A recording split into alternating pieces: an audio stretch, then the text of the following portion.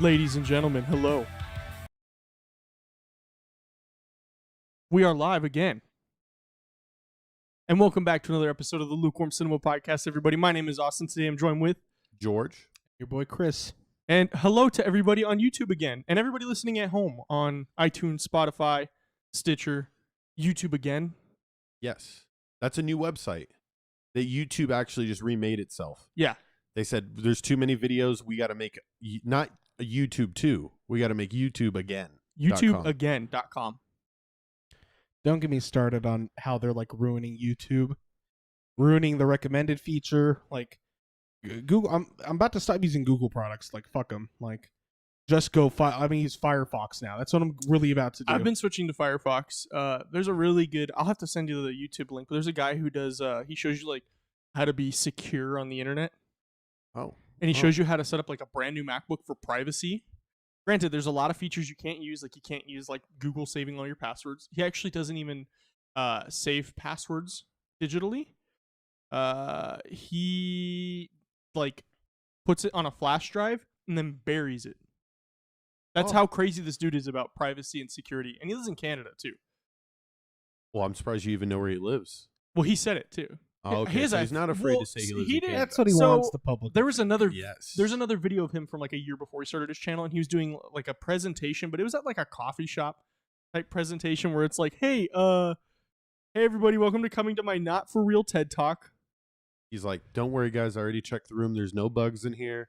Yeah. Everybody is completely safe. And go ahead and just put your phones in the little what's that little the bag that you have on your new backpack to protect your the RFID. Everybody's got an RFID underneath pouch their seats, so go ahead and put your phones in there at this time. Yeah, no, how did we even get on that? Well, I was talking. You said protection. Because he was talking about switching to Firefox, and this guy also has like a video on how to use Firefox properly. Firefox is very secure. Of the browsers, it is. And then for search engine, you'd use DuckDuckGo. Yeah, It's kind of, I'm almost ashamed to say it that sometimes Google knows my passwords better than I do. Oh, Google knows all my passwords. It's very bad. They tell me like half of my passwords are compromised too, and I'm like, all right. I just changed like my bank ones and anything with money involved. Yeah, like that's a good reminder. Well, I also like on a lot of those I have two-factor authentication. So yes, I'm not sitting there being like, fuck. Well. I lost an Instagram account once, and it wasn't because of the things I said that time. I got a story. Last night, somebody tried to get into my bank account, I guess. How did you know? Because I got an email from my bank. And they said, hey, are you trying to make a purchase right now in Missouri? And I was like, I'm not buying anything online at the moment. Everybody else is asleep that has access, which is one other person has access to my bank. No. And they're like, well, we got him. Oh, my gosh. Oh, my gosh. They need to possibly look into like having a tracker even at that point in time that activates in the credit card so you know the exact location of the thief and where they are with the card. Well, so what they told me is they tried to, there's phishing everywhere. Yes. Like it's on Amazon, and that's probably where they got it because that's where we do a majority of our spending. I guess what they did is they tried to like print a card, and our bank uses the Allpoint ATM system. So I'm not familiar.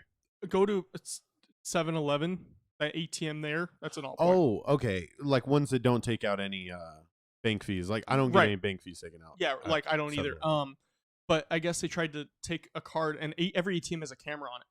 Mm-hmm. So, and they take a picture of you every time. 99% of the time, it's just you anyway, so they just, whatever. But this one, they were like, this is in Missouri, and his last purchase was gas in Nevada 3 hours ago. I don't think he drove to Missouri or flew to Missouri in 2.5 hours. Do you know what they bought? They were trying to get cash out. Do you like speculate in your head like, oh, what can a person in Missouri?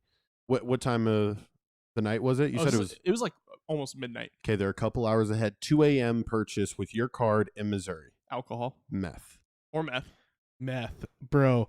Drug selling has to be a different game now because you got the Square reader. Yeah, I will sell you black tar heroin. And it'll all be just, you'll hook up your fucking Chase bank card and send me the drug money. Yeah, I could literally just say like, oh yeah, I'm selling you something from Etsy. He bought me Roberto's for $300. How do you know you have a problem? Well, I have a direct deposit set up with my drug dealer, and we just leave it at that. We're on the honor system. Yeah. But yeah, so somebody tried to get into my bank account, which is cool. Not really. But Capital One came through and was like, Samuel L. Jackson called me because Oh he's on their other commercials now. He was like, "Motherfucker, somebody tried to get into your account." I'm like, "Hey, good looking out, dog." Wakes you up at a dead sleep. So how was your guys' week? Like, let's get right into it. I'm gonna go first. Yeah. Hello. Yes, baby boy. Go ahead. It's been like really a busy week, honestly. It's been I've been taking it upon myself to sell a bunch of things I don't need. Which like it's like the thing where like if something's sitting in your closet for so long, you don't need it anymore. You know what I mean? Like, and Myself. Mental expiration dates.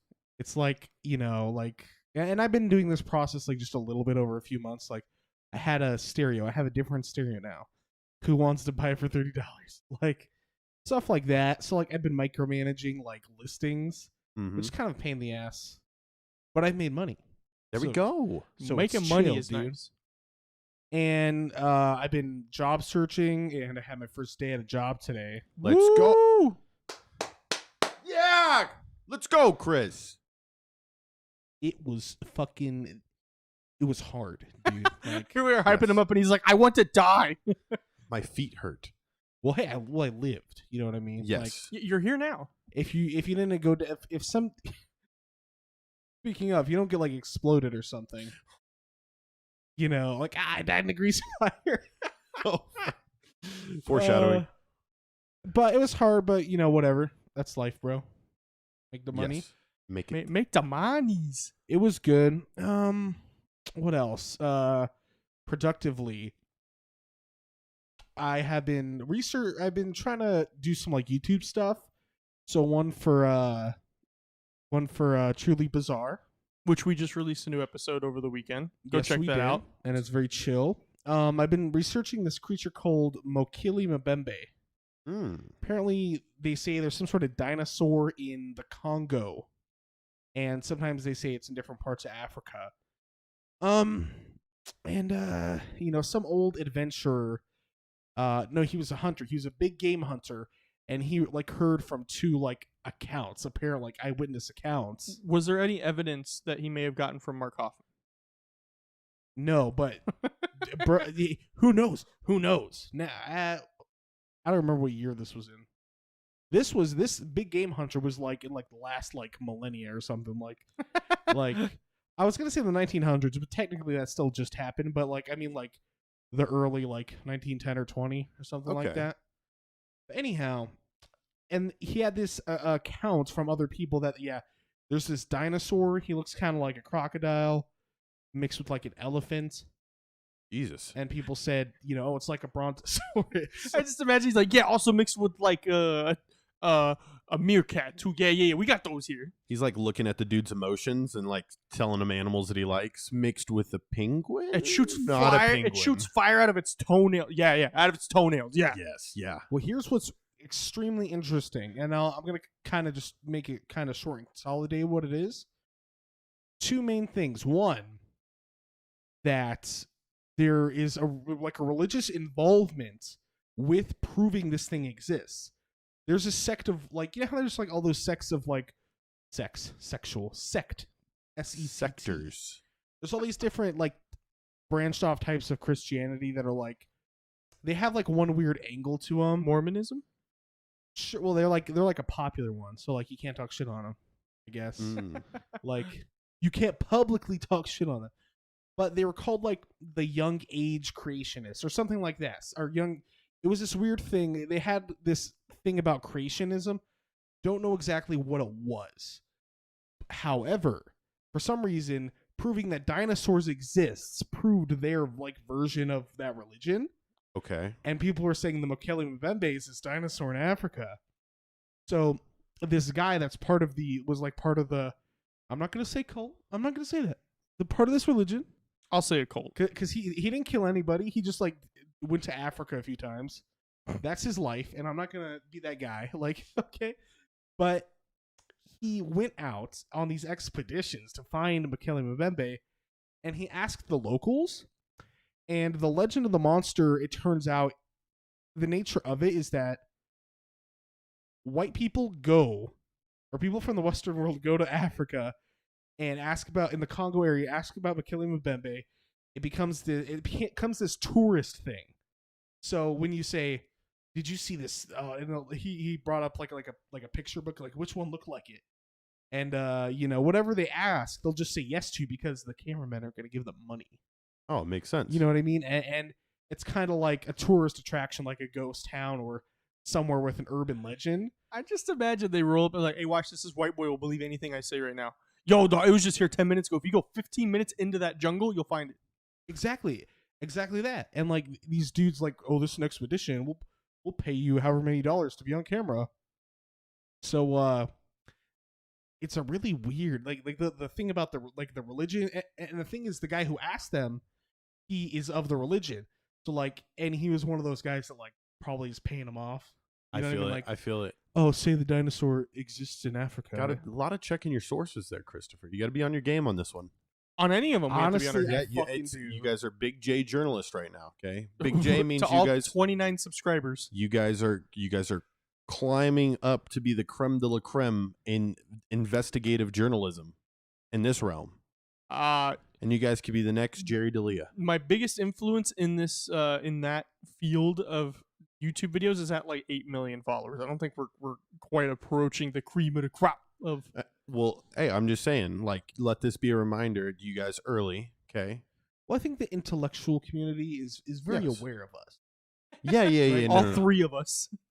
There's like a presence. I just feel it radiating off you guys, and you guys just like I already tell when we were watching our documentary today that you guys were already nitpicking, finding little things, and then possibly a white salamander episode in the future for the Truly Bizarre. Oh my god, I'm gonna do it. I'll scrap the episode Done. I'm doing right now. Then Done. I was gonna talk about the episode I was working on right now, but I'll scrap it for the fucking white salamander.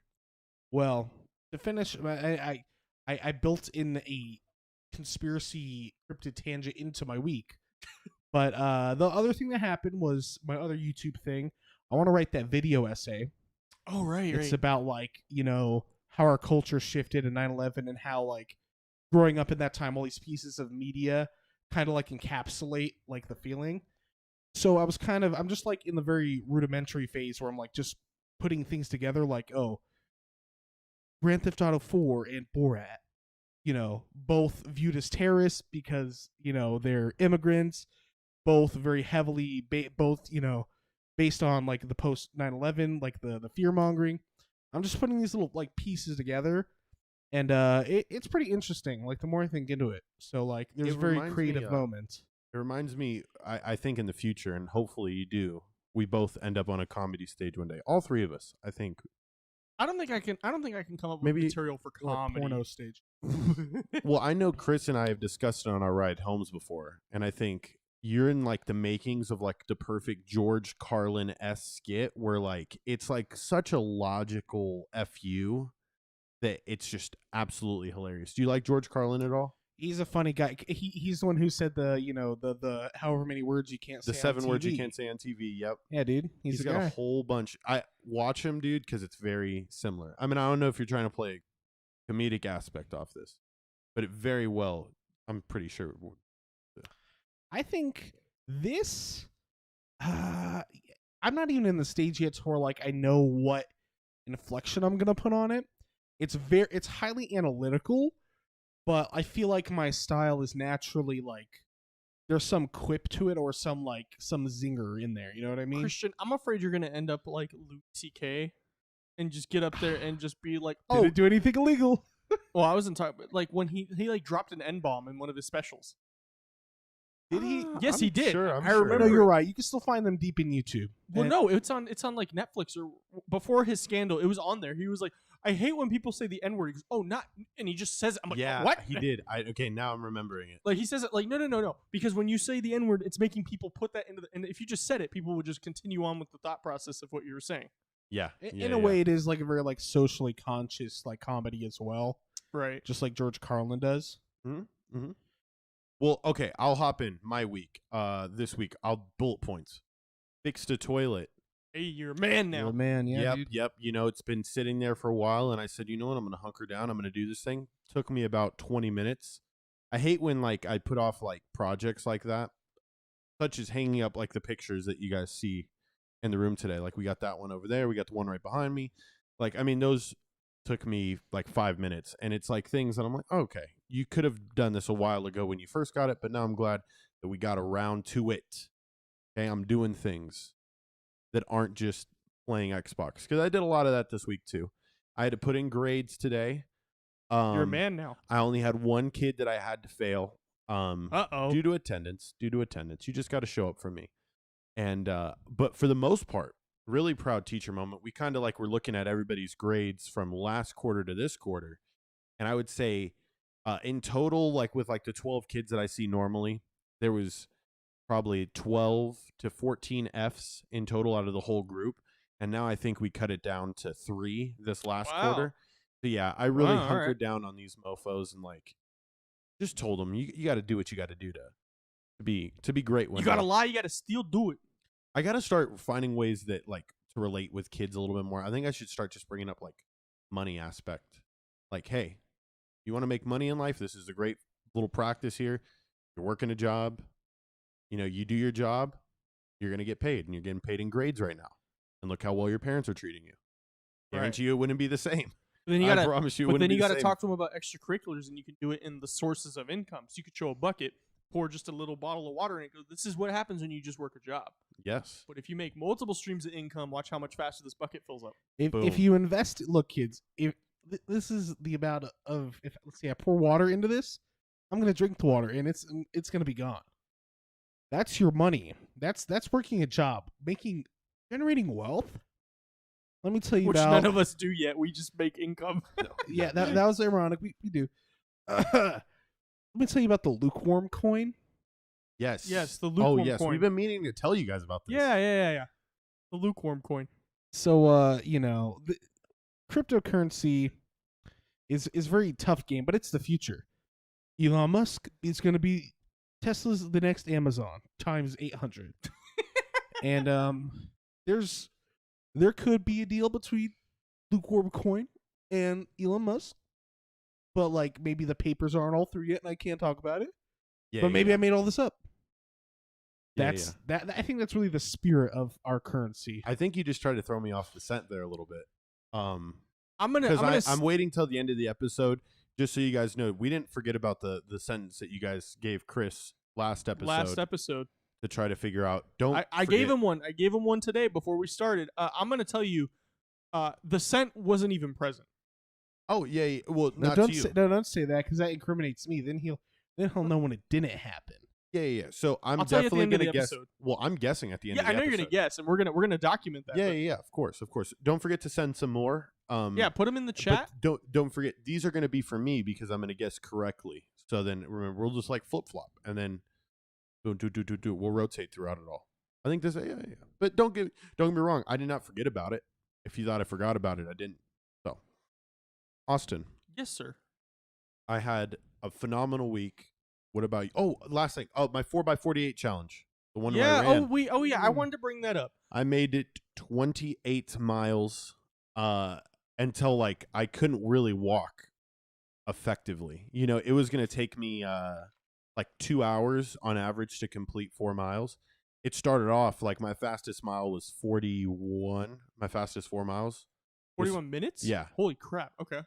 So it was like a 10-minute pace, but like I would walk in between it all too. But like my whole plan was like you walk for like 0.25, you jog for 0.25, and I just did that. And then you sprint for the other 4. No, absolutely not. But I made it 28 miles. I'm proud of myself because this was complete spur of the moment type thing. And we want to say that we're proud of you too, because I told you, man. Yes. Like you ran more miles in those 2 days than I did like the last 2 years. Thank you.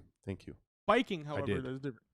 Yeah, that is different. That was the only way I was going to be able to finish the challenge. And like, I didn't want to be a quitter, but at the same time, I also didn't want to ride a bike. I can bike 4 miles in like 20 minutes. Yeah, I can do. Probably if I was busting it. I'm doing about 5 to 6 miles in 30 minutes when I go. Oh yeah. So I mean, I would be able to fly through that, and I don't want to do that. So I said, you know what?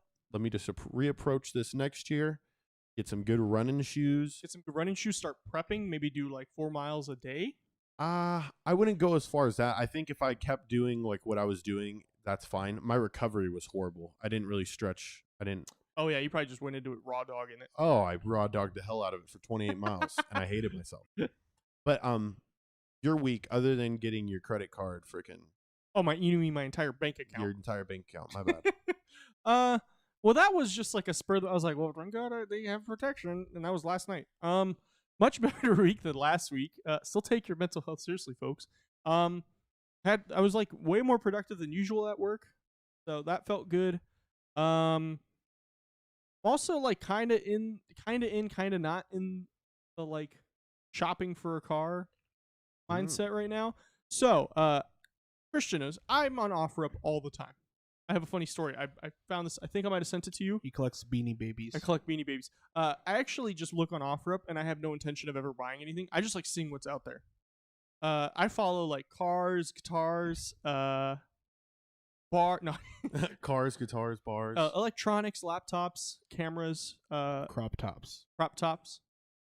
So I was looking at cars, and I've decided I'm probably not going to buy from OfferUp. I'd rather just buy from a dealership because I have a little bit better of an idea of what I'm getting, and they'll give you like a 30-day money-back guarantee. Mm-hmm. So, folks, if you're thinking about buying a used car from a dealership, make sure they offer you that, and then offer your mechanic like $50 and be like, hey, I need you to give this just a once-over top to bottom. Tell me what's wrong with it. Okay, that's what I'm going to do. I'm going to go to... I wish you the best in that, dude. Oh, yeah, I already know, like, I have 3 different cars I'm looking at. I know my budget. I know my down payment. Credit's decent enough to get approved. If Joseph, if you're watching, I hope you. This is everything that goes into it. My student Joseph. Oh, if you're watching, this is what happens. This is adult talk. Yeah, this is adult talk. This would be my second car that I've bought. Like, you know, car buying is pretty stressful. Gotta make sure your credit's up, or you gotta have a family member with a stupid good credit like I did. You gotta make sure you can make those monthly payments, because I see on TikTok all the time they're like, Hellcat. And it's like some dumb dude who's like, I'm gonna buy a Hellcat. What's your credit? Credit Karma said I got a 650. Never trust Credit Karma because they give you your Vantage score, not your FICO. Use Experian, you'll get your FICO score. That's what everybody runs. What does this podcast turn into? Oh my god, the lukewarm finance, dude. I recommended cryptocurrency. I'm giving you finance. You're fucking, talking about car payments. Give us some Robert Kiyosaki shit, George. Okay, let's go. Last thing to tie us into finance. I'm still gonna get to my story too. Gotta get some. We're on the verge of like looking at getting new merch, and that was just a thought I had earlier on today. But stay tuned for that as well. Yeah. And then you could that also puts money into our stock. Yeah, buying. You guys buy low right now, and then you guys can sell high once we're at the big time. Joe Rogan level. But anyways, do your research. Also, hell yeah, brother. Also, one last thing, because as a high school student, you probably don't have to worry about this. Car insurance. You will get fined up the woo-ha if you don't have car insurance and you're driving. Like, we're talking, I think the minimum is $5,000.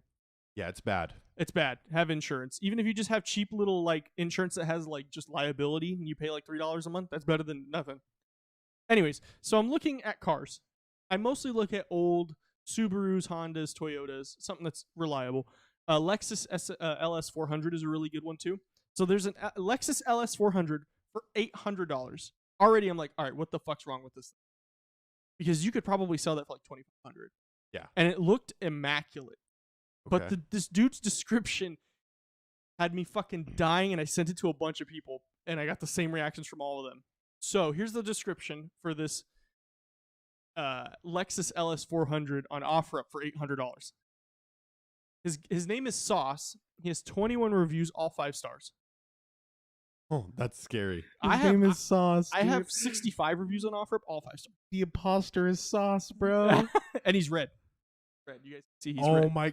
His username is the imposter, bro. Okay. So, description: selling cheap or trade for Miata. Starting right there. Not terrible. Here's where it gets good. Stop lowballing. It's already $800, you broke fucks. Bring me cash and I'll take you seriously. You don't know a classic if it stands right in front of you. That's it. This man. He called everybody on OfferUp a broke fuck. This is the making of a 5-star man. I'm gonna roll up there and I guarantee, I didn't even I think I messaged him. I was like, all right, what's wrong with it? And he hasn't answered me. I think he read it and was like, fuck you. You should have been like, could you do 600? Well, I was tempted to like meet up and then look under the hood and there's like just like a fucking air intake and that's it. Where the fuck is the engine and the transmission and the radiator and the battery and everything? Well, you see here, where the foot pedals are, we put bike pedals. So you just bike the car around. It's ergonomic. You bike a 2-ton car and You save a fortune in gas. But that was just funny. I saw it this morning. I was like, I gotta share that because I found that this morning. I was That's sitting on the nuts. toilet doing my normal thing in the morning for work, and I was like, "What the fuck is this?" I sent it to my friends, and my friends all gave me like "That's fucking great." Nice to know I'm your friend. You know, Well, Oh, you never answer me unless I call. oh, that is true. we're not friends. We're here, but You guys are my best it's all friends. business, okay? It's all Yeah. This is just a business It's opportunity. a fucking. You're seeing the MLM scheme. Somebody higher than us signed us all in, and if we don't meet a quota, we're getting like our fingers chopped off. We're contractually obligated to meet once a week. Fridays. Yes, Fridays, which might Um, change. Yeah, but It could, but not necessarily. Christian goes, "I'll stab a motherfucker for that." Okay. But about what you were saying about the cars, okay? What I noticed from all this Facebook listing and like OfferUp and Craigslist business, because like I'm one of those people that have used like Craigslist since I was like young. Like Yeah, I didn't have used money it. as a kid, and I was like trading video games and shit. Whatever I get my hands on. It was cool, but bro, I never played like the Devil May Cry games, and then somebody traded like the whole collection to me for like a Naruto game that I didn't want anymore. But what? That's a fucking steal on your And end. it was one of those HD collections though, so it's on one disc. It's like I But don't want still- this disc. Here you go. Give me your disc. But what I realized is that that's a very common archetype. The Type. What are they? RPG characters? no, well, it's like that's how personalities are. Personalities Right. are archetypes, and there's always the guy that's like, I know what I have, and I yeah. know what I want for it, and usually. The backstory, the tragic backstory of that man who wrote that fucking paragraph is probably that he put up a listing and he did not want to deal with the fucking lowballers so many times that he was radicalized into writing that fucking posting Well, like because that. we've all used OfferUp in some sense. There's always those people that are like, no lowballs will be ignored. Yeah, But that's exactly. the thing on OfferUp, then just make it, that's your final price. You're firm on the Yeah, price. and that's what I put. Stop. I'll put Use firm or oboe. Oboe, and then also Is you that what can do oboe opposite. means? or best offer. Oboe is the opposite. It's or best offer. So like, So you could be like, I want to sell that GoPro that you guys are seeing us on right now for $80, or best offer. Like somebody comes at me with 60. All right, Oh, yeah. Okay, I get it. more business. but man, people are crazy. But anyways, before we move on, since Christian was talking about his future episode, I figure I'd give a little taste of the future episode I'm working on Juicy. Let's hear it. for the Truly Bizarre. I'm actually working on Shadow People, aka apparitions. Okay. Probably the most deeply rooted religious like thing, because it's always, oh, it's somebody who couldn't pass on to the afterlife, when really it's just like, oh yeah, I forgot my window overlooks a street and the street light hitting the person into my room.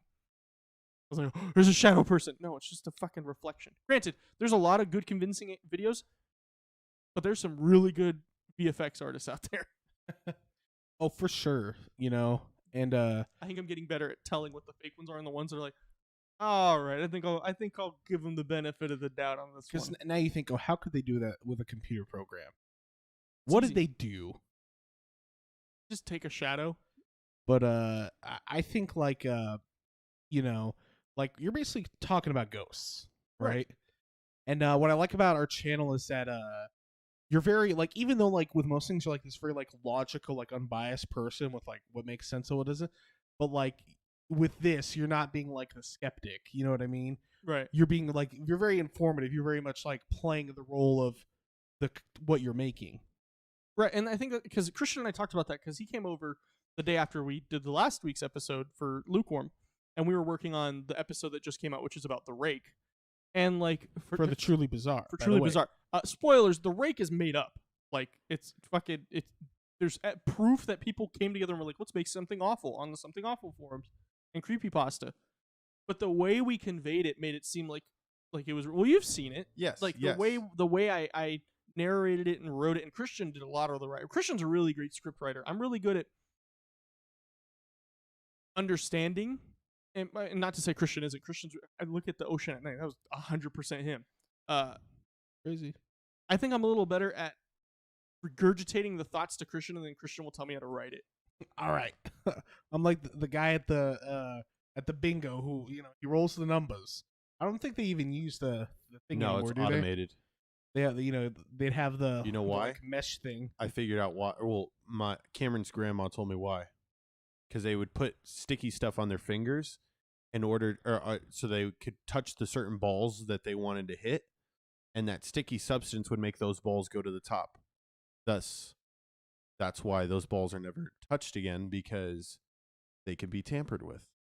And people were playing like Keno and Bingo and stuff, and just like winning buku bucks because they knew what numbers would hit. That's extremely eye-opening, because I haven't talked to a doctor, but I have this problem with sticky balls, and What the fuck? it's uncurable. WebMD just says see a doctor, and I'm afraid of what he's gonna say. Well, everybody, that's been this week's episode. Oh my! What in the fuck was that? Is it like you're struggle peeling them off your thighs, and you're getting some skin stuck to your thighs? It's like there's a substance there that I didn't put there. All right, we should probably move on. We're 30 minutes deep on this Yeah. already. The less context, the We better. haven't even gotten into the meat and potatoes of this, which is probably one of the most clickbaity titles ever. It smells like meat potatoes. Oh my Killed god! What the everybody. Mormons killed everybody.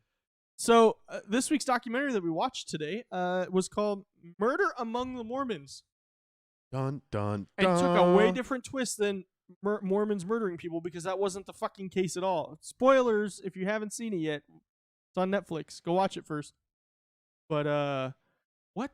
Holy shit! Like, now that I'm like regathering all my thoughts about it, like, Netflix did what any great documentary creators do, and they create that narrative and the possibilities. And they could have went. We discussed it towards the end of this. They could have went endless ways with this title. oh yeah. And who's like meant to play out against and stuff. I think the Mormons were just the catchiest, Well, most docile. of the plot in there, yeah. Because Mark Hoffman came from there. Do you have the IMDb from this? I don't, but give me 2 seconds. Jamie, look that up. Yeah. Little Austin, can you?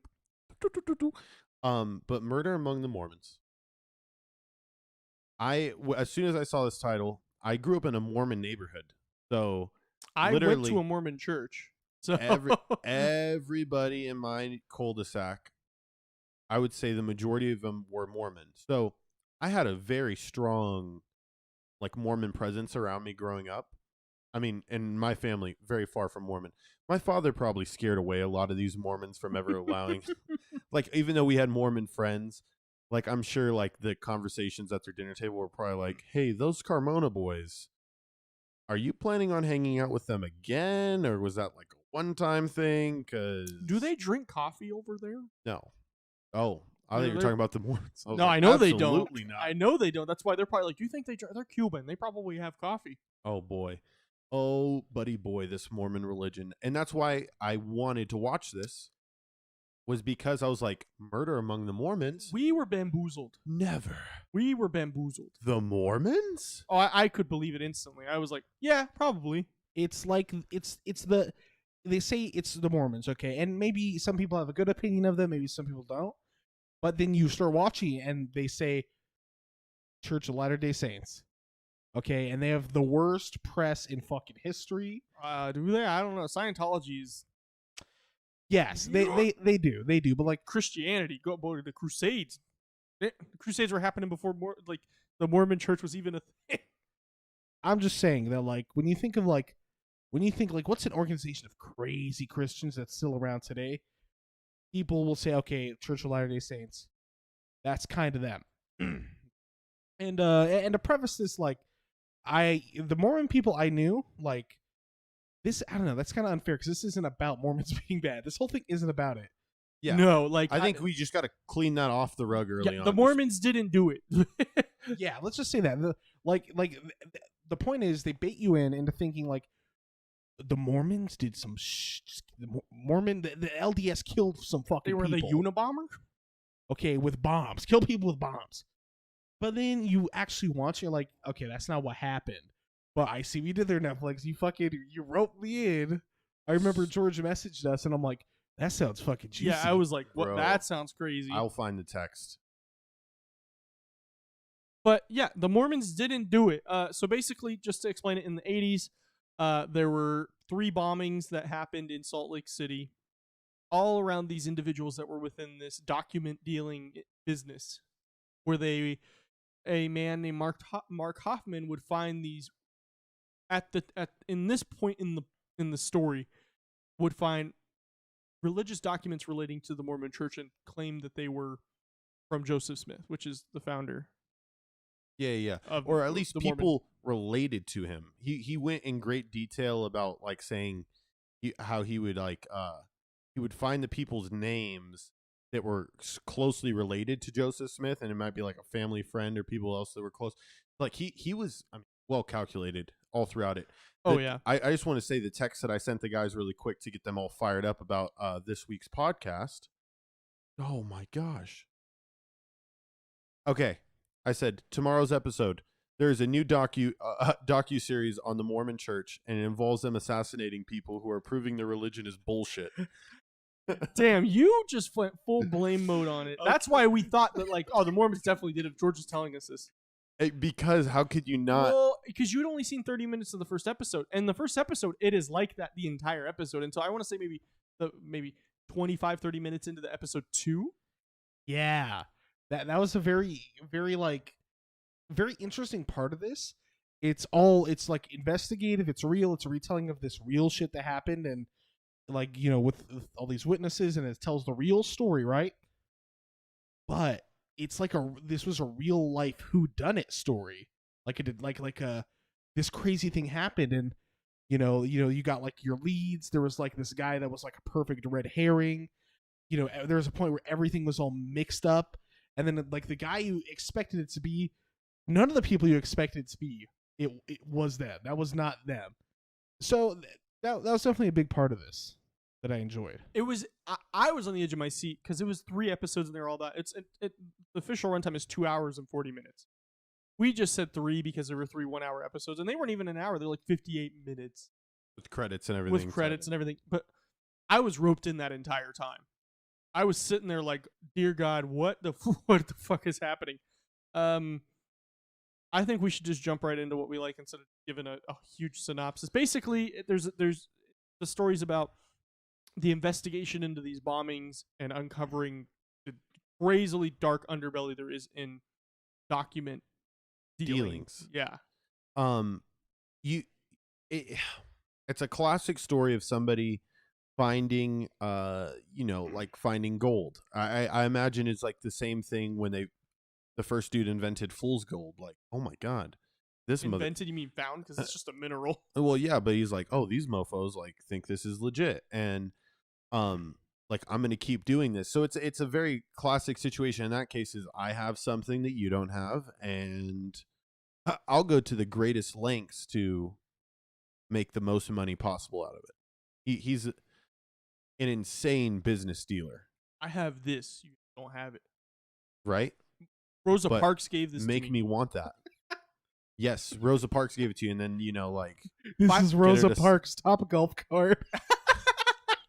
That was my debit card, but yeah, Rosa Parks invented Top Golf. Not very many people do, but let me just get this out of the way now. Out of the 3 of us, I think I'm the least religious person. I have just a vendetta against religion. I think it's just from my personal experiences going through it, and for lack of a better term, individuals that I know that are religious. Mark Hoffman, who I'll just say it now, was the killer, who was also the guy finding these documents. You guys saw it, I could not help but fucking wheeze when I found out that he made the Mormons believe some truly dumb shit, and we're like, this is from our founder, and I was like, y'all really stupid. Technically, the Mormons, we don't know if they believed it. The narrative was they want to get the document that apparently the document like disproves their religion. That was like the problem with the document. And so they wanted to get it and then suppress it. Like, nobody can see this shit. So then, like, if you're a conspiracy guy, you could say it's true and they don't want anybody to see it. Or then you could say, well, they knew it was untrue, so of course they suppressed it. Right. But he did like a ton of shit to them. And like he was steps away from forging the Book of Mormon and being like, I found it. Which is insane, bro. Because that is a lifetime's work of building credibility. Which started at the age of 12. You know? Because they go into the background of him. Because so, I feel like we're missing a step. Basically, he would forge documents and he would do this for George Washington, for Emily Dickens. Abraham Lincoln. He would forge documents, but he was so good at forging them. And he had a foolproof plan of aging them. Like, we were watching, I was like, what the the entire third episode. It's just about him and how he got away with it for so long. But he started when he was 12 with quarters, and he would forge the quarters to make them seem as they were older, and he sent them to the Treasury, and the Treasury, United States Treasury. But also the FBI did it with his documents later. Mm-hmm. With the McClellan documents. No, with the salamander. Yes, the white salamander. The white salamander. Which that's what made me laugh so much. White salamander, the Mormons. All right, well, he said Joseph Smith gave it to him. We got to believe him. It's nuts. Because, you know, as a religion, you figure the Mormons would have said, dude, come on now, are you kidding me? Like, no, obviously this is false. But I have some theories, but I'm not going to say them here. I'll say them after the show. That sounds like a tease. Damn. Now. Here's how aliens were involved. I mean, it's crazy to believe, because it's like, do you just trust this guy that much, or is it like you're trying to make your own personal breakthrough? And I think that was the thing that happened to a lot of these document collectors and happened to the higher ups in the Mormon church, where it's like, whoa, like, I want to be a part of something great. You know, like, this is a historical document that can change my life forever. Well, it did, because he was making money. Hundreds of thousands. The first document he sold to the LDS, he sold for $40,000. And then he had another one that he was going to sell to them for $300,000. And then he had one that it was something about a free man. Yeah. It was supposedly one of the first printed, and like printed as in like on a publishing press, like the machine, one of the first printed things in the American colonies. And it was like the beta version of like the Bill of Rights, where they like talk about aliens and stuff, I bet. He was going to sell it to the But we didn't get to read it. He was going to sell it to the curators of the Statue of Liberty for like millions. And they were like days away from it before the FBI stopped them. And they were going to display it at the base of the Statue of Liberty. The homie had some money coming in, but we also learned he had some no money coming in at times too. Did you think he was ever plus? Because I feel if you're plus, that is... Well, yeah, because he bought expensive stuff. He bought a house. He bought a car. Granted, he tried to buy another house for like $800,000. That puts you in the negative, though. You know what I mean? Like, another investment tip: houses don't. That's equity. Well, no, cars do. But though. He was doing everything cash based. Oh yeah. I don't know. After a certain point in time, with like debt you owe to certain people, and well, that's what we found out later. Is he eventually like, he was selling one document to pay another person that he owed, create another document to sell to pay off another debtor that he owed.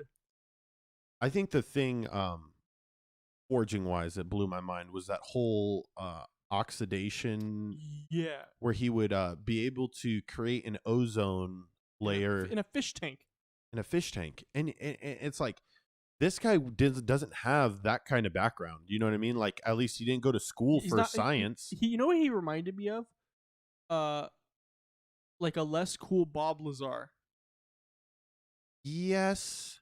But in the sense that he's like unorthodox, but also very well read and like yes, knows all this technical stuff. But like background, no, not at all. Because they didn't even. I don't even think they said he like graduated from high school, and like they didn't even tell us what job he had when they started it. They just got right into it because he found the something for the Mormons. It wasn't the salamander thing because that was the second thing. He found something else. Those McClellan documents. No. That was what he was gonna sell to them for $300,000, and then he blew it up. Mm-hmm. He did a bunch of things. Like yeah, he forged Mormon money. Mormon money. There was one that was like it was saying that it was from Joseph Smith saying like I attest that I have copied from these gold tablets. Yeah, the little note thing that he put in the Bible. Yeah, and then his wife finds it. Like, okay, how tough? Like, do you feel like you guys would be able to tell if somebody was a murderer? Not in this situation, no. Because he like up until that moment he never displayed any violence, and even afterwards he was like. But to have a room locked in which your own wife, is not allowed in. I don't think it would happen these days. Like, I don't know. It wouldn't happen in as clear of a way as he did it. Well, no, because this was in the 80s. And it's a Mormon household.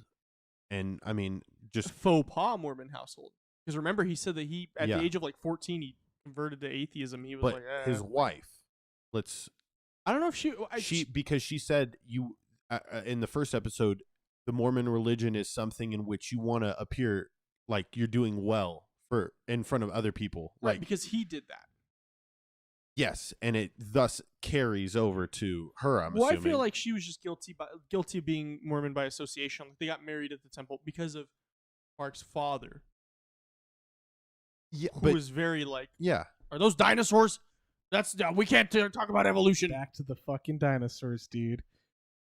That's a very funny thing because like when we all think of like crazy like Christian-based religions, we think they hate evolution. And I consider myself a Christian person. Like I believe in God. I'm not atheistic. But like you think of these people, and I think of a story that I saw that was like Christian missionaries in this town. It was like a Christian community, and it was in like the 90s or early 2000s. They banned Pokemon cards. Why? Why would they ban Pokemon cards? They evolve. Because Pokemon in the TV show, they evolve into different Pokemon. And you can't, that goes against creationism. So they fucking jacked all their kids' Pokemon cards. They wouldn't let them watch the show or play the games. I remember being... And I think of that when I think of like the crazy one. I remember being like a freshman in high school taking honors biology. And we had to fill out a permission slip saying that we were allowed to learn about evolution. And I was like, why the fuck do we have to do that? Like, I didn't understand it at the time. And then, like, a few weeks later, I asked the teacher, I was like, why do we have to give this? She goes, because people who are religious don't want to talk about evolution. They want to talk about creationism. I was like, what the fuck is creationism? So she gave me, like, a crash course one day after school. And I was like, that sounds stupid. I mean, I think we all have had our own little religious breakthrough similar to what Mark Hoffman went through when he went on his mission in England, right? Where it's that questioning of everything. For me, it was going to church. I would say I was about 17 years old. And afterwards, I had never really like thought about, where did we all come from? Like what was the creation of everything? And then after watching about 4 hours worth of YouTube videos, I came to the same conclusion that, like with you, Austin, where it's just the fact that you're putting your entire faith and belief into something that isn't proven is pointless. And I don't want to do that. If I want to just be a good human, I could just be a good human, not having to, dedicate my whole life and my beliefs to this certain set of rules and standards, because I mean, that was just not the kind of life that I envisioned living. But I went to church for 17 years of my life, never, and I mean, it wasn't like often, but we would go and I would not understand. My grandma, a very religious person, very Catholic, would always, she gave me this chain, and it's a Catholic chain, and I'm not ashamed to wear it, like. Well, it's more of like a family. Yeah. Like, it has heirloom type thing. Yeah, it has more meaning than just a religious symbol to you. I mean, but she definitely ingrained to me that, she would always say, damn, what would she say? Con Dios todo es posible. Like with God, anything is possible. And your gods are different for everybody. And I think that's kind of in the realm that I operate. We lost all viewers. I just straight up, I don't believe in one particular God. See, because my parents, we never went to church. My grandmother though took me to church a lot, and I would stay, and it was like a bonding experience because I would go stay the night at her house, sometimes for an entire weekend. I'd get there Friday, and they'd take me home Sunday afternoon after church. I'd go to church, and for the longest time,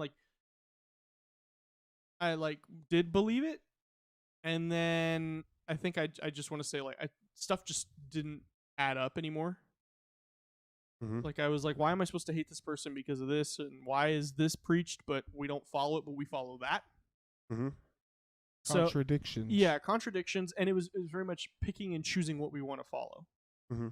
I don't want to get all radical on here, but radical. Well, you could do it in a non-radical way. So I'll talk about my leanings. I'm more on the atheist side, maybe more towards agnostic. I'm agnostic, but I believe in an agnostic of another organism out there. Like I still think we're a science project for some alien kid in a jar. That'd be awesome. And we're a D-. They still blow each other up with nukes, dude. Bro, they have to take antidepressants, bro. We just don't be sad. But for me, I have a very strong outlook on it, and I'm not gonna push that here. We're not gonna be a political. We have. Yes, we are. Yugoslavia will rise. There's a lot of problems though that I find with religion. A lot, too many to even try to talk about now because we're already almost a goddamn hour in. At least on YouTube, we're an hour in already. It's crazy. Well, no, we can keep going, bro. But just flow.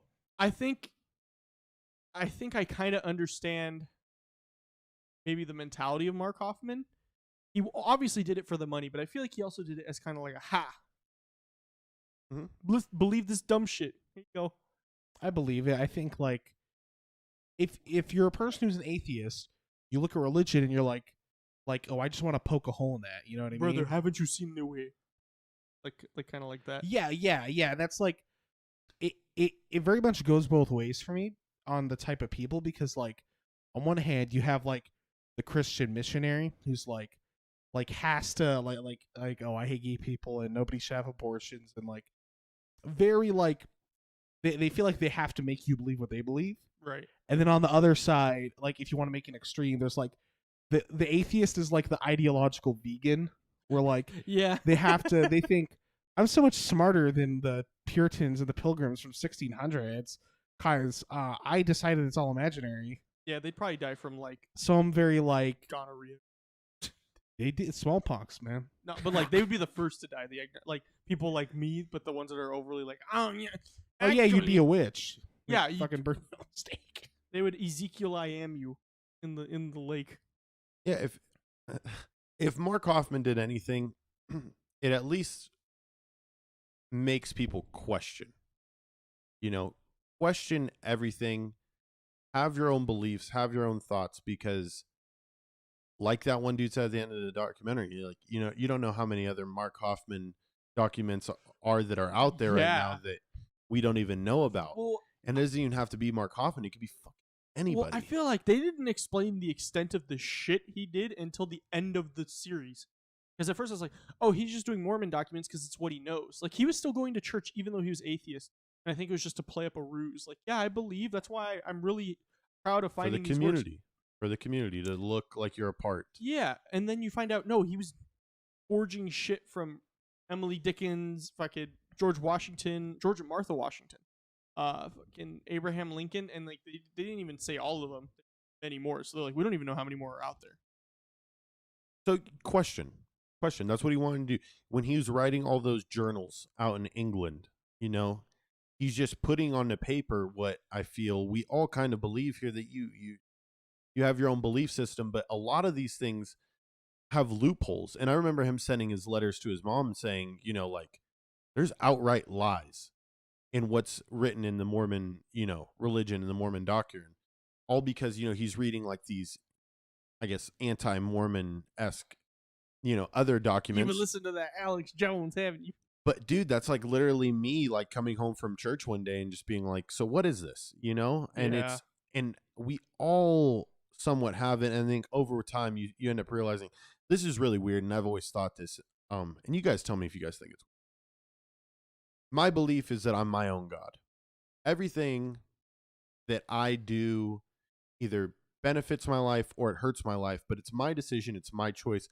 I am the creator of the outcomes around me. See, and that's maybe not calling yourself a god, but I totally agree that you are the one in control. And like, it makes me mad when people are like giving award speeches, like, I want to thank God because I'm not one to, like, no, you're not giving yourself credit. Like the people that win the Olympics, I think, no, you spent your life dedicated to that, and you're gonna throw it all away to Spaghetti Monster, Bro. But you know, instead of being like, hey, I'm proud of the work I put in. there's a lot of good things that come from religions too. I'm not gonna and I don't think The we're Crusades. knocking that. Like there's a great sense of community. There's great messages. There's great morals that are instilled in a lot of people that have that intense faith. But at the same time, don't be fucking blind. You know, open your eyes and question things. That's okay. Okay, because at the end of the day, even after you question it, you can still go to church every Sunday and praise the Lord as much as you want. You could still pray every day and do what you have to do. But if you don't go through that at least at one point in time in your life, then I just feel you're following blindly. Right, and I feel like that can be said about many other things, not just religion. Anyways, though, I kind of want to go through a couple more thoughts before we wrap up. I want to yeah. go on that topic real quick. Okay. So I'm not very religious, but I definitely believe there's a higher power. And it's Yugoslavia. It's the king of Yugoslavia. I think this is very like this part I've only thought of very recently, and it's somewhat philosophical. I think everything in life is based on a hierarchy. And so when you look at it, one, there's both biologically. So first there's like microbes and shit, and then we evolved into something greater. And if you look at animals, we're at the top of the pack, obviously, because of the gift that's been endowed to us. So we have physics, whatever that is. We have these, but it's a lot more important than that. If you look at the family structure, classically it was the children are weak and need to be protected, so they're at the bottom, and the parents were on the top. And you look at past the Industrial Revolution, you have a social hierarchy. Tell me we're not working on an economic and social hierarchy our whole life. You are. Well, 100%. Everything, the day you're born. Every part of nature is based on a hierarchy, and even animals have fucking hierarchy. They say lobsters like fight each other so that the women will pick them and breed with them. I think that's every species, though. A lot of them. I bet it ties in. But there's abstract. I see where you're going with it. To it. But I think there's a hierarchy to everything. And that's kind of like it's. And this is a stretch of logic, but I think everything is that way because everything I see is that way. And to say that we're the highest, we're also so flawed as well, So I think there's something higher up than us, and I don't think it's aliens. I think there are aliens, however, but that's not. And they have their own alien god, and they built the pyramid. No, just kidding. And that's probably my thoughts about it. Yep. I'm curious to hear what funny you have part. Stuff written down. Yeah. Funny part when Mark's given his interview at the end to the people, and he's already confessed to the bombings, and they're asking him the questions about what certain documents, what were his motives behind certain ones, and why did he write certain things certain ways, and they're like, why did you use a white salamander? For the person, this is when I wheeze too. For the evolutionary story, right? This new evolutionary story of, how the Mormon religion was created. And his answer was, I just decided to spice it up. And it's like, bro. That's why I fucking laugh so hard. Bro. Like, that is just the all-time most, like, him giving that interview in the first place is a pretty baller move. Oh, yeah. Well, he has those, he said that that was baller. Yeah, he says he likes to have power and authority. And if Criminal Minds has taught me anything, people who kill, they want to be known. Why they kill. That's why they set up a little, like, call tag. Like, we're the wet bandits. That's why I leave the water on in the sink at everybody's house that we rob. That's why I bust between the book pages when I forge a Mormon document. Why are they stuck? But yeah, that's crazy though that he was just like, the balls on this man is crazy because he gave the entire. He was like, they were like, we want to know like how you did it. He goes, I'll tell you how I did everything, and they're like, everything. They're like, what? We've never gotten this far before. What do you mean? Does this mean we interview you now? We didn't think this was going to happen. We had to clear up the afternoon. Yeah. So they did that, but he knew when the jig was up. Yeah, he probably was like, all right, well, I feel like when he knew that like his attempted suicide like wasn't successful, he's like, yeah, they're probably gonna. Yeah, 100%. Now, if it's another one of those conspiracy things, right? He dies in that moment in time. They eventually would have figured it out. Oh, I'm certain they would have. Would they have? Oh, maybe not, because they went to a different pen name that he had that a lady called in and gave an anonymous tip about. Mm-hmm. That like Mike Hansen, dude. Yeah. Yeah. I had started off like in the first couple episodes being like, dude, this Mark Hoffman man is a G. Like, he's a baller. He's going out. He's like living the life that any exotic or, like card seller, anybody making that kind of amount of money would live. And then part 3 comes around, and then I wrote, Hoffman is not a G. No. Yeah, he's not a G. He's one of those, like, I think of, because everybody in this community said he was upstanding, charismatic, he had a wife and children. 3. Nobody expected this. It's like, and that's why I say it's like a whodunit. It's like, it was perfect. There was like the obvious, they debunked it. There's the red herring. Then there's the guy that you could have never expected. Well, I feel like the first episode, we didn't talk about Mark Hoffman a lot that much. It was mostly about Hinckley, which is the president of... Yeah, definitely. They definitely let us around. Yeah, like, I feel like the first episode compared to the second and the third was like 2 totally different like narratives. Yeah. And they did it for the title. Yeah. They were trying to hook us in like super for sure. And it worked. I would have loved for like the wife of Mark Hoffman to have shared like a better story of the voicemails that were left for him, like owing debts and stuff.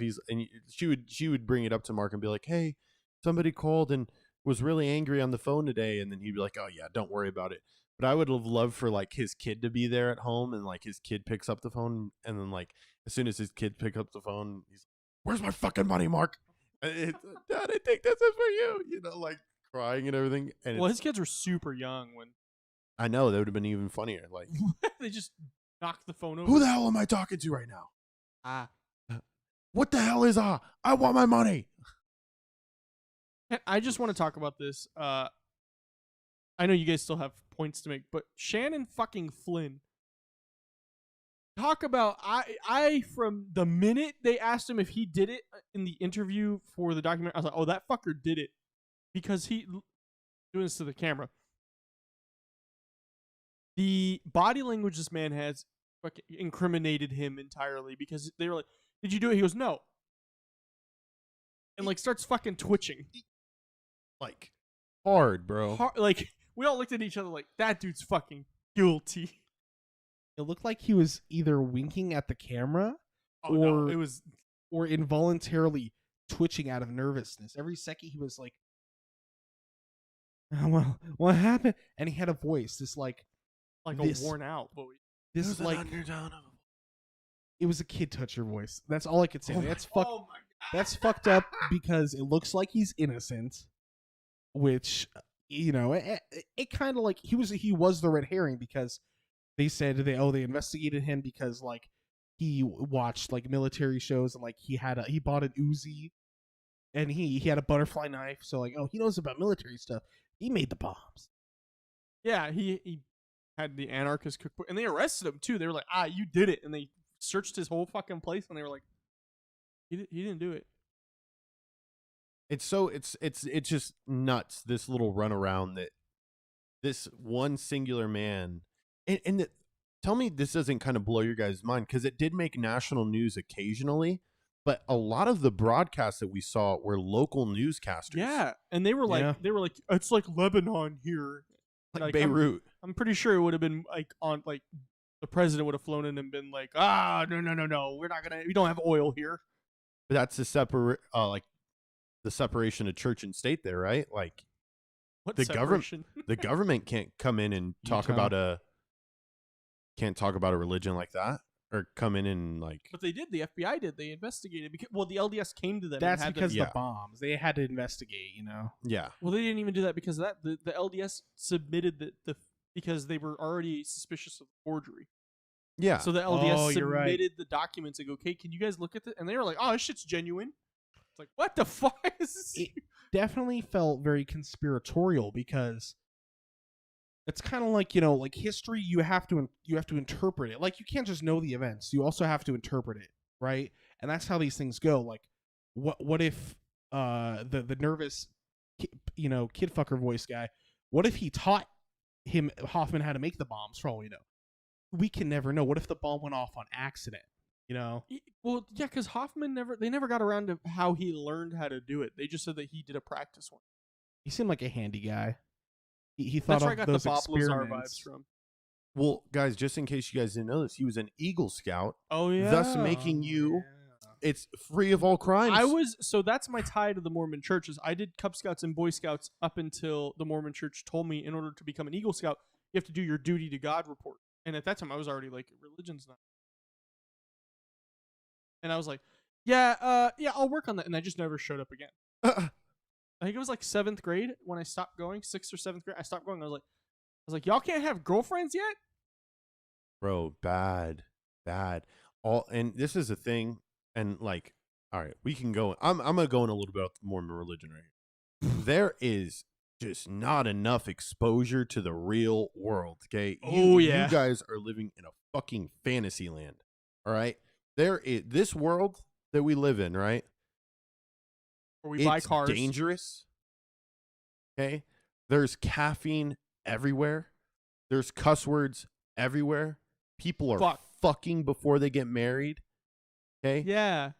And when you withhold a lot of those things, right, from your children, and they grow up, right, and then they realize, oh, wow, this whole time, I've been not having a good time because I just believe in this, right? And then you get fucking crazy people, right? Or people that like they don't know how to handle not crazy people, but people that just don't know how to handle themselves once they escape from that, right? I have, not to get too personal, but I have cousins whose parents like wouldn't let them watch Harry Potter, or like they wouldn't let my cousin read as a senior in high school, mind you. Like, we're almost 18 at this point. Wouldn't let her read Catcher in the Rye because there's a adult criminal subject involving sex in that book. I don't want to say the R word, but the R word. And so she like refused to let her go to class. And now my cousins are like, woo! It's very, I understand, like every time you see these things come up in the news about, it's a kid touching thing, it's like some weird cult stuff. I see where people look at Mormonism and say weird shit. I definitely see it, right? From my time in it, I could see it, yeah. And it feels bad because all the Mormon people that I know have been like really good people, phenomenal people. Yeah, they're very nice. You know what I mean? Phenomenal people. Not like Christians. Oh, me? Yeah, just you though. My legal name is Buddhist. But it's very difficult. Like you have all these crazy fucking people doing all this cult shit, and then like, then there's like the good people, and they all. And dude, if you get burned once and decide like fuck the Mormons, like who's like if look, if you got kid touched, your whole life is going to be fuck Mormons. That's not the wrong reaction to that, okay? So it's very complicated in that way. Right. I want to get your guys' final thoughts on this. We're on YouTube. We're almost at an hour and a half, and on our audio, we're at an hour and 10 I have minutes. one more rant in store, but that's it. We'll tie it into your My final last thoughts things. and your Yeah. documentaries. Are we still doing pineapples? I don't right? know. Yeah, right. Grapes are Yeah. for TV shows. That's what we Yep. decided. Okay, so yeah, go ahead. Actually, I think we should almost calculate in your head, guys, before we do this. Calculate a pineapple rating for each episode, and then average it out in your head. I can't do that. You could. That's really complicated. Okay. I'll Too much. try. I'll Too try. much. I mean, we are the Lukewarm Finance Podcast. I didn't think this would be tough math. Yeah, for I'm you. the Lukewarm Finance Podcast because the internet exists and I have a calculator on my phone, even though all my high school teachers are like, "You won't have a calculator everywhere you go." It's a lie. It's a lie. Okay. I mean, Well, Christian, Chris, I want go to. ahead. Yeah, I want to Finish let it up, Christian get his rant in there with his final thoughts. oh, of course, there's always got to be a rant, right? This is very conspiratorial, right? And like, the thing about conspiracies is there's like two sides. There's kind of the dumb side, and then there's like the rational side, right? I'll give you an example.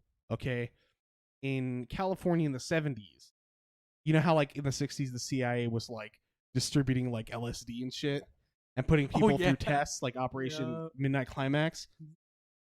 There was a cult, and they're more like they were like a rural cult that was like they had this very niche belief. They thought color gradients and time travel were related. got what? Color gradient. Okay. So that's like when you see, Yeah. let's say you see red and pink, right? Well, color gradient would be like, you see like the fade from like pink to red, I guess. Yeah. You see all the colors in between. And they thought, they had this very rough belief that a color gradient is the path to time travel. But what they're really doing is they're taking LSD. They're 70s LSD, which like, who knows? It was the government doing which way it was fucking coming from. I'm just saying that the CIA distributed that shit in the 60s. I don't know. Maybe they had like some bootleg shit. Who knows? Some bootleg shit, hey, bro. But the point was like, if you look at the two sides of the conspiracy, you say the conspiracy was built around the fact that the leader died. The leader was the guy that was giving, and most of them were youths. He was giving youths LSD, so like kids in the fucking like village, like some like Missouri like rural tiers. So I say village, but I don't know. I'm pictures. But the leader fucking died. Okay, and so the conspiracy side was, the cult was onto something, so they fucking silenced his ass. The government had to step in. He knew about the color gradients of the time travel. See, but like I feel like that was what we were thinking the first episode with the Mormons. Exactly. That's exactly how it plays into this. It's very conspiratorial.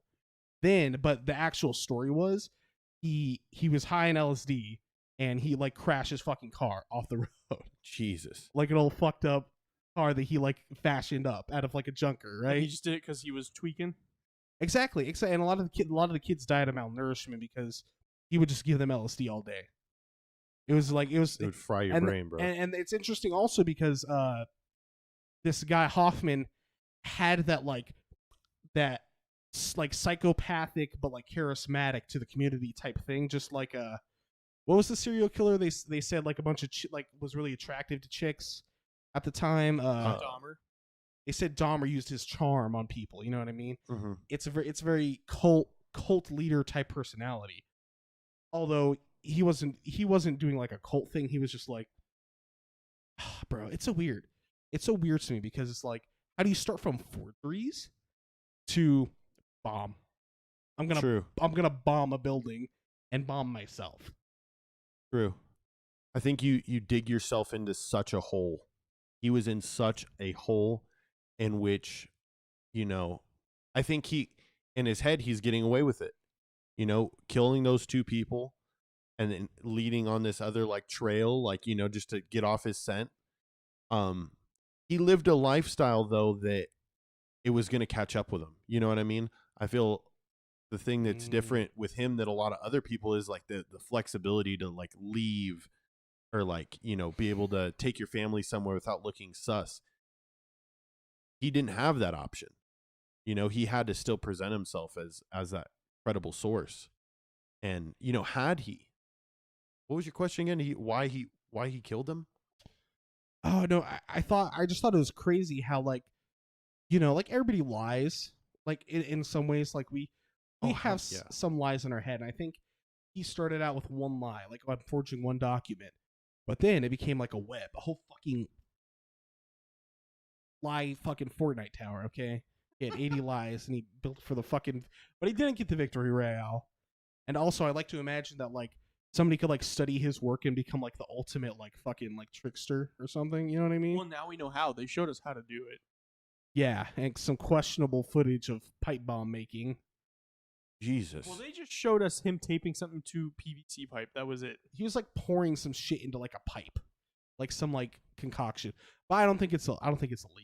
It's just like, it's funny. It's like the ATF would like to know your location. Yeah, no, we discussed it. We were like, oh my God, they're really showing this right now.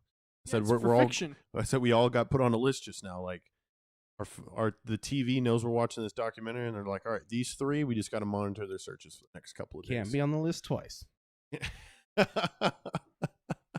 So go ahead and give us your final thoughts and your rating for this. Okay, the first one was a juicy as fuck hook into this thing. That one was like a 3.8, I'd say. Man, 4 because I was really interested. I was definitely very interested. I wanted to see how this unfolded. The second episode was like, the second was probably the best one because it revealed what the real situation was. I feel like that one was like a 4.5. And then the third one just gave you like more information about Mark Hoffman, and really like gave you an insight into his like twisted world that he created, where all these events happen. So that one's like a 4.2. Perfect. So you're at a 4.2. Oh, that's a 4.2 average. Our math says so. Our math is definitely right. Oh yeah, I did that fast. So 4.25. Who are the teachers? There we go. So, yeah. It was really good. It was like I said, it felt like a whodunit, but it was real. Yeah, it was very real. So very good. Yeah. All right. Believe what you want to believe, guys, and you know, always question religion. This documentary is right up my alley. I love like learning about like these cult-esque kind of leaders. The one that was out in Texas, what the heck was his name?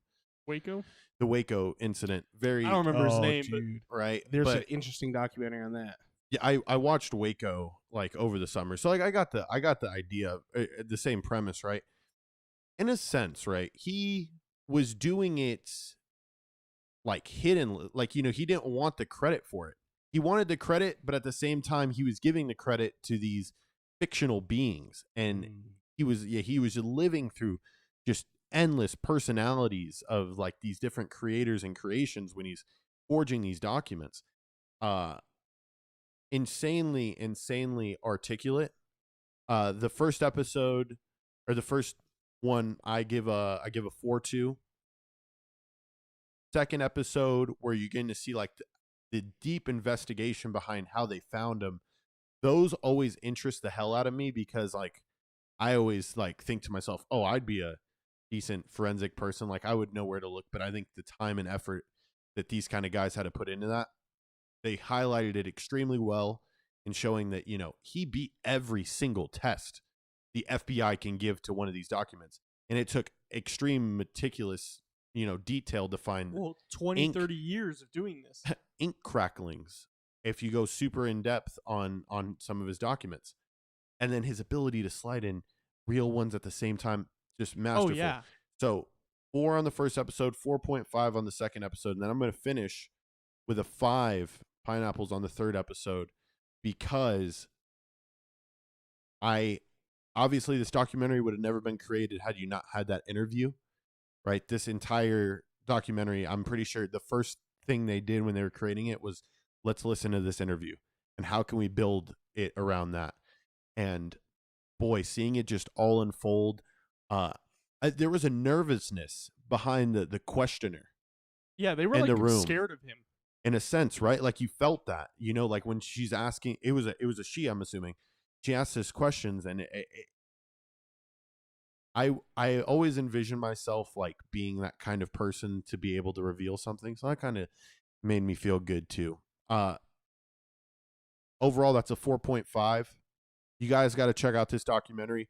The Mormons are gonna fucking go nuts on Twitter, I bet. Oh, they already started like responding to it. Oh, I bet it's gonna be. When I was looking up the IMDb on it, there was already like 3 articles like, an apostle from the Latter-day Saints has responded. So I'm sure you guys are definitely gonna hear something be released about all that and how Netflix. We knew it was never a white salamander. It was Maroney the whole time. Austin. So I kind of don't want to do it by episode. I kind of want to just do a full rating. Go overall. I liked it a lot. It was very good. Definitely went in a direction I was not expecting. Kind of like Bob Lazar, except Bob Lazar took me into like a direction I was like, oh, this is the direction. This one was like, oh, that's the fucking direction where I wasn't even thinking about that. I give it a solid 4.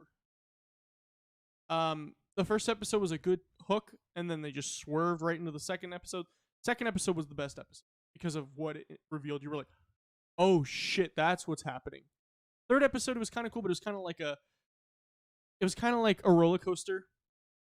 Like your first episode, you're going up to the top. The second episode is literally the roller coaster, and then the third is like you're coming into the bay, and you're like, that was cool. I'm reflecting on this now, but I kind of wish there was a little bit more. So I'm gonna get back on and right again. But yeah, I give it a solid 4.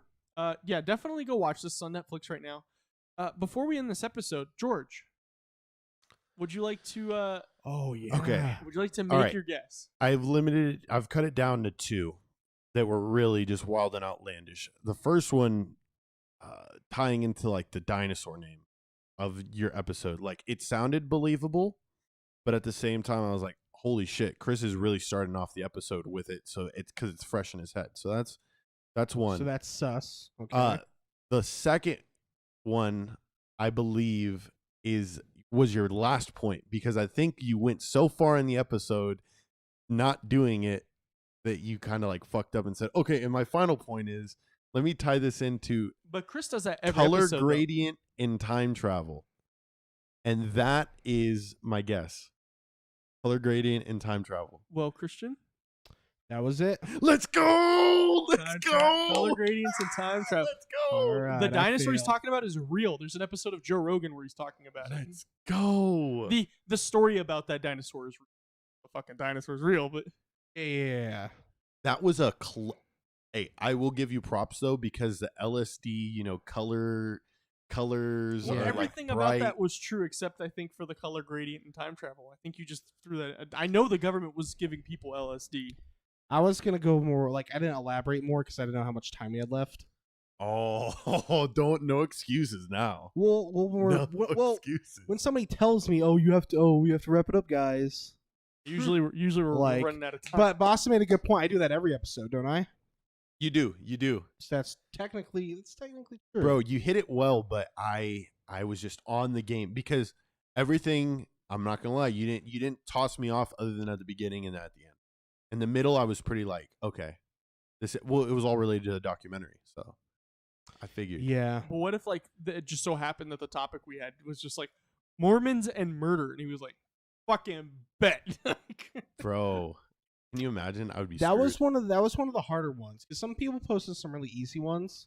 Yeah, we have a couple more. I gotta sift through and give. Somebody posted one about lemon pepper, yeah. and George made me popcorn with lemon pepper on it the other day. That would have been Last week. super easy. And I'm like, dude, come on. They didn't know that. But all right. Fuck you, George. Good job. Good job, George. Thank you. So, everybody, we appreciate all you hanging out. We appreciate everybody listening at home. You know where to find us. Lukewarm Cinema Podcast, Facebook, Instagram, Twitter, TikTok, YouTube. All major forms. All major forms. And I think we got to say this now for everybody who listens on, podcasts. Every episode now is going live on YouTube. We're set up for that, as you could see on YouTube. We're set up for that. We kind of like this format. We kind of like having people here watch. It feels like a show, like a concert. Definitely. Almost. It feels more like a live discussion. So we appreciate you guys. And until next time, everybody, Jinqui. Jinqui. Holy shit.